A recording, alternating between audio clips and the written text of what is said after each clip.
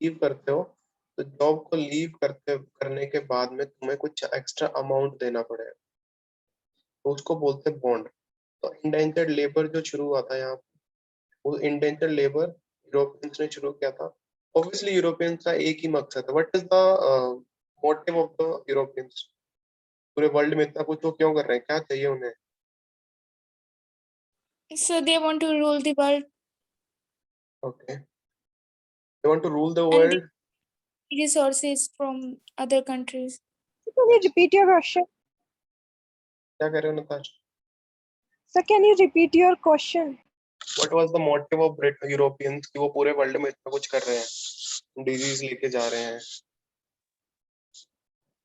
Sir उनकी economy grow हो रही है और वो पूरे वर्ल्ड में मतलब जहाँ पे भी लैंड मिनरल में रिच है या जहाँ पे भी उन्हें लग रहा है कि उन्हें प्रॉफिट होगा, वो वहाँ पे अपनी इंडस्ट्री सेट करना चाहते हैं और उसके लिए उन्हें लेबर्स चाहिए। इन शॉर्ट हम ये बोल सकते हैं उन्हें प्रॉफिट चाहिए, पैसा चाहिए। All they want is large amount of money to fund their activities in their own country. उनके अपनी इंडस्ट्रीज को, उनके अपने रिसोर्सेज को, इंडस्ट्रियल रिवॉल्यूशन को फंड करना है, तो पैसा चाहिए उन्हें। पैसा कमाने के लिए तुम एक फैक्ट्री लगाओ। अब है ना, लॉजिक पे जाना, ये रटना कुछ भी नहीं है। तुम मान लो एक इंडस्ट्रियलिस्ट हो, तुम्हारे पास में बहुत ज्यादा पैसा है, तुम्हें एक फैक्ट्री लगानी है। फैक्ट्री लगाने में तुम्हें बहुत ज्यादा वर्कर चाहिए, तुम्हें प्रॉफिट सबसे ज्यादा कब मिलेगा? तुम ऑब्वियसली वर्कर की सैलरी बहुत ज्यादा दोगे तो प्रॉफिट तुम्हें मिलेगा नहीं। तुम लोग क्या करोगे? तुम लोग लेबरर्स को कम सैलरी दोगे। इंडिया के अंदर जैसे जो है, पहले बाकी कंट्रीज के अंदर भी होता था, सैलरी जो होती है वो कम मिलती है लेबरर्स को। क्यों कम मिलती है? बिकॉज सप्लाई ज्यादा है। तो तुम सुबह सुबह जाओगे, बहुत सारे सिटीज में कुछ एरियाज होते हैं, वहां पे लेबरर्स खड़े होते हैं सुबह सुबह, जो उनको डेली वेज देते हैं पूरे दिन के लिए 300 400 500, और वो काम करें उनके लिए। तो this is the indentured labourer, sorry this is the labourer. But अगर मान लो तुम हो, तुम उन्हें पैसा कम दोगे, और अगर तुम ब्रिटिशर्स हो, तो ब्रिटिशर्स क्या करेंगे कि ब्रिटिशर्स उनसे बॉन्डेड लेबर कराएंगे। बॉन्डेड लेबर मतलब आप हमारे साथ अटैच हो गए, अब आपको पैसे भी कम मिलेंगे तो भी आप लीव नहीं कर सकते, हम चाहे आपसे कहीं भी काम कराएं। मैं तुम्हें अब इसके एग्जांपल बताऊंगा, you will be surprise to know जो भी हमारे पास में चीजें हैं। फर्स्ट ऑफ ऑल हम क्या देखेंगे इसके अंदर, ये देखो, इंडिया से बहुत सारे लेबरर्स को ये लोग लेके गए। कहाँ पे लेके गए? काम कराने के लिए। इंडियन और चाइनीज लेबरर्स को किस पे काम कराते थे? प्लांटेशन पे। प्लांटेशन वाला एग्रीकल्चर हमने देखा था, कमर्शियल वाला वहां पे माइंस में काम करने के लिए, मिनरल्स निकाल। यस। सर चाइना भी ब्रिटिश के अंडर था। हाँ,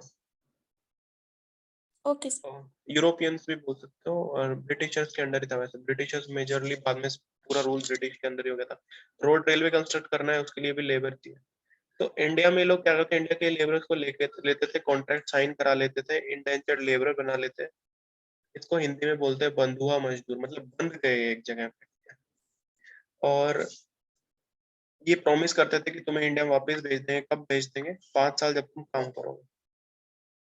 कहाँ से जाएंगे? ऑब्वियसली जो पूरर सेक्शन है, जो eastern UP, western UP is rich, अगर याद रखना, मेरठ वाला जो area, eastern UP, Bihar, central India, Madhya Pradesh जैसे हो गया, dry districts of Tamil Nadu. Tamil Nadu में ड्राई क्यों बोलते हैं इसको? तमिलनाडु ड्राई तो नहीं, कोस्टल स्टेट है ना तमिलनाडु। तमिलनाडु को ड्राई क्यों बोल रहे हैं बताओ? बारिश नहीं होती क्या तमिलनाडु में? या होती है तो कब होती है? So maybe it refers to those places which are poor. नहीं, ज्योग्राफी है इसमें। तमिलनाडु में जो मेजर पार्ट तमिलनाडु का, इंक्लूडिंग चेन्नई जो कैपिटल है, वहां पे बारिश के सीजन में बारिश नहीं होती। मानसून में बारिश नहीं होती, बहुत कम बारिश होती। बारिश होती कब है? या फिर नहीं होती? बारिश होती है पर विंटर में होती। अब इमेजिन करो, बारिश की सबसे ज्यादा रिक्वायरमेंट कब होगी? समर में होगी, ठीक है? क्योंकि समर सीजन क्या होता है, हाई टेम्परेचर, इवेपोरेशन ज्यादा होता है, तब बारिश नहीं होती। विंटर में बारिश होती है, कई बार तो इतनी बारिश होती है कि फ्लड आ जाता है। तो चेन्नई के अंदर जो है, तमिलनाडु के अंदर यही है, ड्राई डिस्ट्रिक्ट जो है, वहाँ के लोग फार्मिंग कर नहीं सकते, बाकी जो एरियाज देखे वहां पे पॉवर्टी ज्यादा है, तो इन लोगों को ये लोग लेके जाते थे। और लेके जाते थे तो होगा क्या, क्यों क्यों जाते थे, पुश एंड पुल, दो फैक्टर बताए थे मैंने। क्या चीज उनको पुश करती थी कि तुम अपना ये जो कंट्री छोड़ के इंडेंचर्ड लेबर करो? बिकॉज जब ब्रिटिशर्स आ गए थे, इंडियन नेशनलिज्म अगर पढ़ा होगा याद है तो, कॉटेज इंडस्ट्री डिक्लाइन हुई हमारी। हमारे पास में मल्टीपल इंडस्ट्री नहीं थी, एक कॉटन वाली, छोटी छोटी इंडस्ट्रीज हैंडलूम की। वो ब्रिटिशर्स, तुम्हें याद हो, इंडस्ट्रियल रेवोल्यूशन के बाद में वो सब चीजें खुद प्रोड्यूस करना शुरू करने लग गए और इंडिया में डंप करने लग गए। तो इंडिया की वो इंडस्ट्री डिक्लाइन होगी, लैंड की रेंट बढ़ा दी हमने, टैक्स इंक्रीज कर दिया, तो छोटे जो पीजेंट्स थे, जो पहले जिनका काम चल रहा था, उनका काम बंद हो गया। ऐसे ही जो लैंड, जो फॉरेस्ट लैंड जो थी, वो हमने क्लियर कर दी। तो फॉरेस्ट में जो लोग रहते थे, उनके पास भी अनएम्प्लॉयमेंट आ गई। और लैंड क्लियर उन्होंने क्यों करी थी? बिकॉज उन्हें माइंस बनानी थी, प्लांटेशन बनाने थे। बिहार और सेंट्रल इंडिया, झारखंड और सेंट्रल इंडिया का जो कौन सा प्लेटो, छोटा नागपुर, इसमें सबसे ज्यादा मिनरल्स हैं। तो यहाँ पे इन लोगों को यहाँ से हटा दिया, बिकॉज इनको क्या चाहिए, इनको चाहिए मिनरल्स। तो यहाँ के लोग कहाँ जाएंगे? यहाँ के लोग पुअर हो गए, अपना रेंट नहीं दे पा रहे, बहुत ज्यादा डेट हो गया, बहुत ज्यादा लोन्स हो गए, और फिर उन्हें माइग्रेशन करना पड़ेगा। तो माइग्रेशन करके वो कहाँ पे गए थे, आप देखते जाना, इंटरेस्टिंग चीजें हो गए कैरेबियन में। कैरेबियन मैंने बताया था, जो तुम वेस्ट इंडीज को कहते हो ना, west Indies is not a country, it is a group of island. Trinidad, Guyana, Suriname, very important. और ये तो है नॉर्थ अमेरिका और साउथ अमेरिका के बीच, कैरेबियन आइलैंड। मॉरिशस और फिजी कहाँ है? पैसिफिक ओशन में, ठीक है। ये यहाँ पे है क्लोजर होम। तमिल के जो माइग्रेंट्स है, तमिलियन माइग्रेंट, जो ड्राई रीजन बता रहा हूँ, वो सिलोन में और मलाया में गए। ये वाला जो रीजन है ना, श्रीलंका वाला, और फिर यहाँ पे साउथ ईस्ट एशिया वाला, यहाँ पे इन्होंने माइग्रेट। और बहुत सारे लोग जो टी प्लांटेशन करने असम में चले गए। असम में टी जो इंट्रोड्यूस करी ब्रिटिशर्स ने करी, असम में करी। तो वहां पे भी कोई लोग इतने ज्यादा थे नहीं, तो लोगों ने माइग्रेट करके असम में भी सेटलमेंट करी। अब एक एग्जांपल इसके अंदर इन्होंने दिया है, 1 मिनट में तुम्हें यही दिखा देता हूँ। इंडिया के लोग अगर कैरेबियन में जा रहे हैं, ठीक है, तो क्रिकेट तो तुम लोग देखते होगे। क्रिकेटर है एक, के कोलकाता नाइट राइडर्स का एक स्पिनर है, वेस्ट इंडीज का, नाम बताना जैसे पता चल जाए। वेस्ट इंडीज का एक स्पिनर है, टॉप मोस्ट स्पिनर, कभी कभार ओपनिंग भी करता है वो, कोलकाता नाइट राइडर्स के लिए, वेस्ट इंडीज के लिए खेलता है। नाम बताओ, जो क्रिकेट को फॉलो करता है। उसका जो नाम है वो इंडियन है, बट है वो वेस्ट इंडियन, ठीक है। और उसका जो नाम है वो है सुनील नारायण। नाम सुना है किसी ने, सुनील नारायण? नाम ही नो सर। नाम ही नहीं सुना तुमने, सुनील नारायण? सर क्रिकेट नहीं देखते। शिव नारायण चंद्रपॉल और राम नरेश सरवण, इनका नाम सुना है किसी ने? तो इनका नाम भी नहीं सुना होगा। वेस्ट इंडीज की जो क्रिकेट टीम है, 1 मिनट मैं दिखाई देता हूँ तुम्हें, फिर यकीन नहीं करोगे, नहीं तो।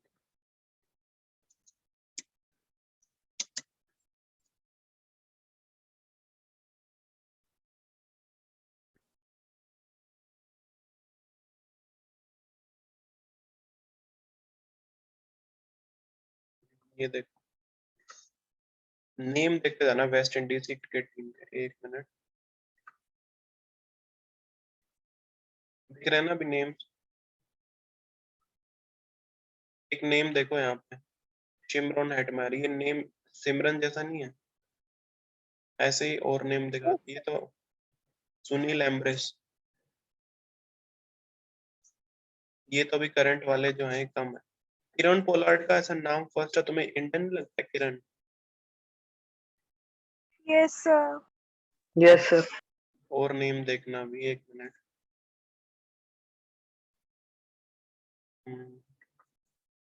रोहन कन्हाई। कन्हाई तो शायद इधर एक गांव भी है, गुड़गांव में।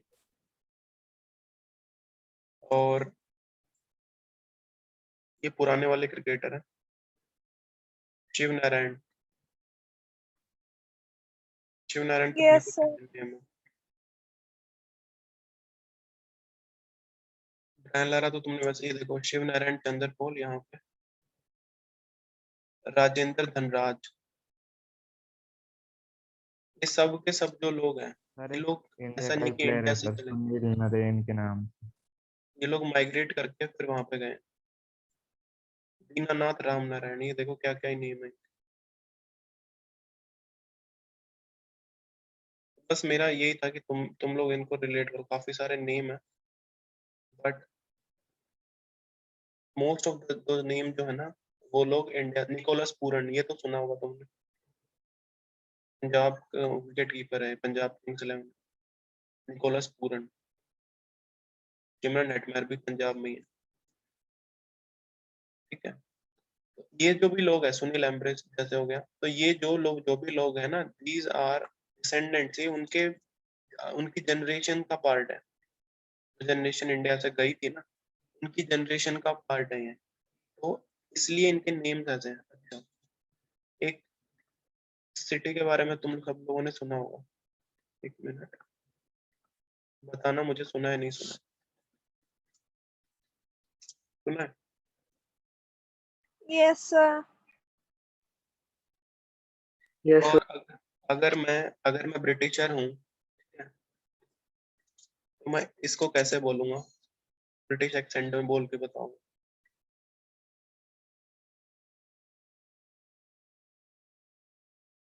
सिंगापुर, लॉजिक समझ Yes, रहे sir. हो? ये ऐसा Yes, सही में sir. है, इसका जो नाम है ना सिंगापुर ही है, सिंगापुर का नाम, क्योंकि इंडिया के जो माइग्रेंट्स थे वो लोग वहां पे गए थे, उन्होंने इसको डेवलप किया, ठीक है। बहुत सारे इंडिया के जो टेम्पल हैं, इंडियन गॉड्स के, हिंदूज के, वो भी यहाँ पे बने हुए हैं इन सारे सिटीज में, जहाँ जहाँ पे भी लोग गए हैं। जो हमारे सच मुंबई का पुराना नाम बॉम्बे था, वो पहले नाम बम्बई था। ब्रिटिशर्स बम्बई नहीं बोल पाते थे, वो बॉम्बे ही बोलते थे, इसलिए बाद में नाम बॉम्बे रख दिया था। हाँ, वो ठाकुर वाला भी तो बताया था मैंने, रविंद्रनाथ ठाकुर वाला बताया था ना, ठाकुर वाला नहीं याद है? No, sir. ठाकुर को ब्रिटिश क्या बोलेंगे? ठाकुर। Sir, टैगोर हो गया था। ऐसे ही इसको क्या बोलेंगे, सिपाही को? सिपाही। तो सिपाही की म्यूटिनी हुई थी 1847 में, तो वो लोग बोलते थे कि सर सिपाही म्यूटिनी हुई है। तो ये सब ब्रिटिश एक्सेंट की वजह से। तो इंडिया के माइग्रेंट और इन सब लोगों की वजह से इम्पैक्ट हमने देख लिया। इनका रिक्रूटमेंट कौन करता था? रिक्रूटमेंट ऑब्वियसली एजेंट करेंगे, एजेंट को थोड़ा बहुत कमीशन मिलता होगा, तभी वो लोग करेंगे। रिक्रूटमेंट होगी एजेंट्स के थ्रू और कमीशन मिलेगा उनको। ये लोग भी क्यों जाते हैं? बिकॉज इतने पुअर है कि इनको कुछ भी लाइवलीहुड का अपॉर्चुनिटी नहीं है, गांव में इनके पास कुछ नहीं है, दैट इज वाई वो लोग माइग्रेट करते हैं।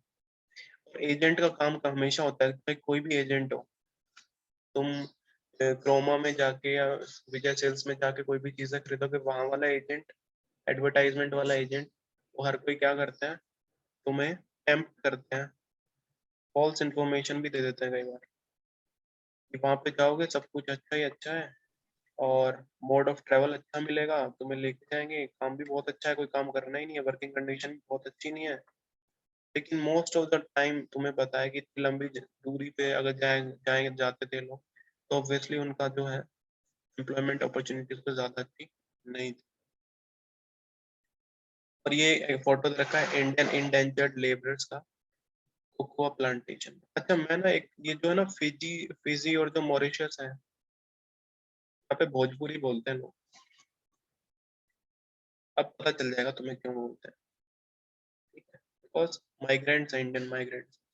वहाँ इनमें से मैं श्योर नहीं हूँ, बट किसी एक कंट्री की जो है सेकंड या थर्ड लैंग्वेज भी है भोजपुरी। इनका जो म्यूजिक है, उनका म्यूजिक में इंस्ट्रूमेंट्स है वेस्टर्न है, और वो गाते हैं भोजपुरी में। वो थोड़ा सा दिखने में और सुनने में थोड़ा वियर्ड लगता है, बट वो इनकी हिस्ट्री है। इसको इन्होंने क्या बोला है, new system of slavery. Direct slave तो है नहीं, स्लेवरी तो फ्रेंच रेवोल्यूशन में हमने देखा था बैन होना शुरू हो गई थी, इंडिया में स्लेवरी कभी इतना थी भी नहीं। बट लेबरर्स जो ऐसे जा रहे थे किसी प्रिटेक्स्ट में, किसी को तुम झूठी चीज बोल के लेके जा रहे हो और फिर उनसे इंडेंचर्ड लेबर करा रहे हो, that was the new system of slavery. याद रखना क्वेश्चन आए तो, but was the new system of slavery. Because ये लोग जब जाते थे, जब काम करते थे, तो इन्होंने ये देखा जो कंडीशन जो थी इनकी, it was very difficult, it was harsh. इनके पास में बहुत कम राइट थे, इन रियलिटी राइट कुछ भी नहीं थे। अभी भी हमारे जो गल्फ में वर्कर जाते हैं, गल्फ में अगर कोई तुम्हारा कोई जाएगा काम तो उनसे पूछना, गल्फ में एक सिस्टम होता है कफाला। कफाला कफाला सिस्टम में क्या होता है कि आप काम करने गल्फ मतलब मिडल ईस्ट, तो आपका पासपोर्ट वो लोग कौन सा सिस्टम होता है क्या कह रहे हो, सर? सिस्टम का नाम क्या है? कफाला KAFALA। उस सिस्टम में ओके ये सर। होता है कि जो लोग आपको एम्प्लॉय करेंगे ना, आपका जो एम्प्लॉयर, वो आपका पासपोर्ट अपने पास रख लेगा। क्यों रख लेगा? ताकि आप सऊदी अरेबिया UAE छोड़ के ना जाओ। जा सकते। ये इतनी वर्किंग कंडीशन हार्श थी, you can see this example. इनकी फोटो खींच कैसे रखते थे, एंड देयर नंबर्स से इनको जानते थे, नॉट बाय देयर नेम्स। 1311 को बुला दो, 12 को बुला दो, जैसे जेल में होता है। तो इसको इन्होंने बोला इस सिस्टम को the new kind of slavery. ठीक है, इसको हम कल कंटिन्यू करेंगे। Any doubts? No sir. Then we'll meet tomorrow. Take care.